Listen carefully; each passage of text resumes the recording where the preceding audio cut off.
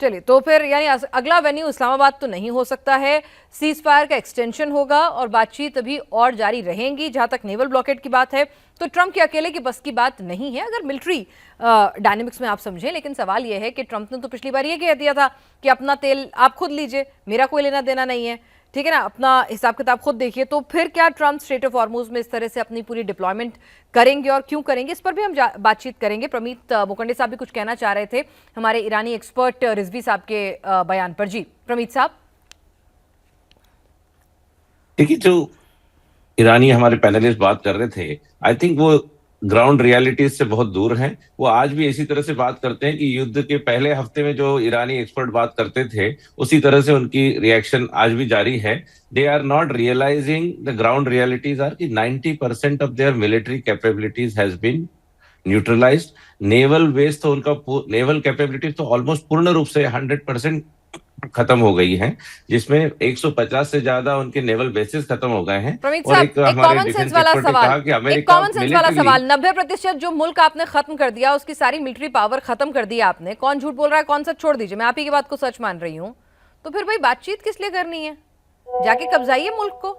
Trump को तो ये बहुत पसंद है, स्टाइल है उनका ये।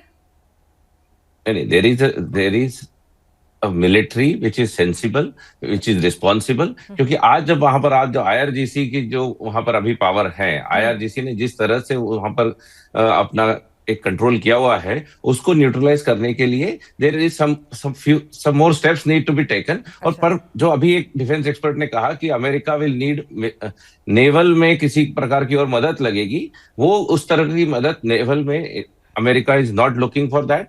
जो हमारे माइन स्वीपर्स हैं और हमारे जो नेवल बेस हैं, now they have to play a very important role to पिछली बार गेट द ट्रंप ने ही माइन कहा था, स्वीपर्स, मैंने टू नहीं गेट द कहा माइन सर, ट्रंप क्लियर्ड। ने ही कहा पर था कि सबको आना चाहिए, मेरे साथ आइए, सब लोग स्ट्रेट ऑफ हॉर्मुज खुलवाने में मेरी मदद कीजिए, सबने मना कर करेक्ट, दिया, तो व्हाट उन्होंने कहा ही इज जाओ सेइंग अपना इज, तेल खुद देखो। मतलब डिसाइड कर so लीजिए, he या is तो not 90% खत्म he हो is गए not asking, या फिर मदद चाहिए कि मैडम नहीं ही चाहिए। मतलब पल में तोशा पल में he माशा, मतलब कैसे चलेगा देश। no no no मैडम, हाँ। he is not asking for a military help, he is saying कि आज सबसे ज्यादा जो इम्पैक्ट हो रहा है स्टेट ऑफ हॉर्मुज को वेपनाइज अमेरिका ने नहीं किया है, उसको ब्लैकमेल का साधन ईरान ने बनाया है, उसको वेपनाइज किया है, और उससे बाकी दुनिया इम्पैक्ट हो रही है। वहां से तेल अमेरिका नहीं आ रहा है। तो जिन जिन प्रवीण देशों को साहब, तेल FYI supply straight of impact हो रहा हॉर्मुज है, खुला था दे इस शुड जंग से कम। पहले। बट एक और मैडम इंपॉर्टेंट हाँ। बात है कि उन्होंने हॉस्टिलिटी जो ईरान ने दिखाई, आप सब ने देखा, पूरी हाँ। दुनिया ने देखा।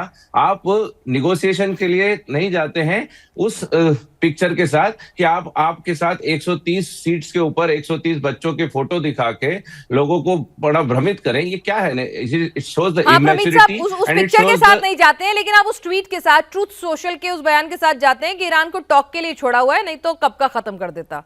वो अप्रोच ठीक है, that is justified because that's come from big daddy because Trump. The military has already shown it's might. अगर अच्छा। आप उनके घर में घुस के, आप 400 किलोमीटर अंदर जाके, जहां पर एक करोड़ों रुपए का इनाम हमारे आर्मी पर्सनल पे घोषित था, जो वहां पर जिनको रेस्क्यू किया गया, तो American military has already shown his capability, courage and total control.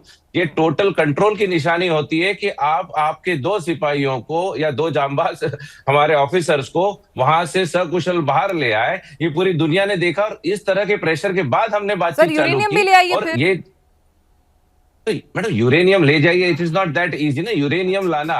You have to have the boots on the ground, so there is a strategy behind it. Okay. और आप हर चीज को एक झटके से, इट्स नॉट अ स्विच कि आप हर चीज को चालू या बंद कर दे, यूरेनियम ले आइए। There is a complex process and it might not be there. ठीक है। यूरेनियम लाना शायद हो सकता है, that is one area where America will give away, there some give and take will happen. Okay. Uranium is one part where America might say that uranium किसी और के कंट्रोल में जाए। पर जो सर न्यूक्लियर ऑब्जेक्टिव में capabilities है सब और एक जो एक एक स्टेट ऑफ ऑब्जेक्टिव हॉर्मुज ये है, भी था, इन स्टेट दोनों ऑफ के ऊपर हॉर्मुज तो किसी खुला हुआ प्रकार था, का उसे समझौता खुलाना नहीं ऑब्जेक्टिव होगा। नहीं था वॉर का। बहरहाल रिजवी साहब भी हमारे साथ जुड़े हैं। रिजवी साहब, पाकिस्तान ने साइड चुन ली है, अब पीस टॉक कैसे कराएगा। अब तो खबरें आ रही हैं कि भाई फाइटर जेट्स भेज रहे हैं, अपने सैनिक भेज रहे हैं, जो पैसे दिए थे उनका फर्ज या कर्ज चुका रहे हैं। तो फिर अब पाकिस्तान ने तो साइड चुन ली है, सऊदी की तरफ है पाकिस्तान। प्रोफेसर दाऊदी। मुझसे कह रही हैं आप? जी जी जी। मुझे लगता है पाकिस्तान समझदारी से काम किया। पाकिस्तान समझदार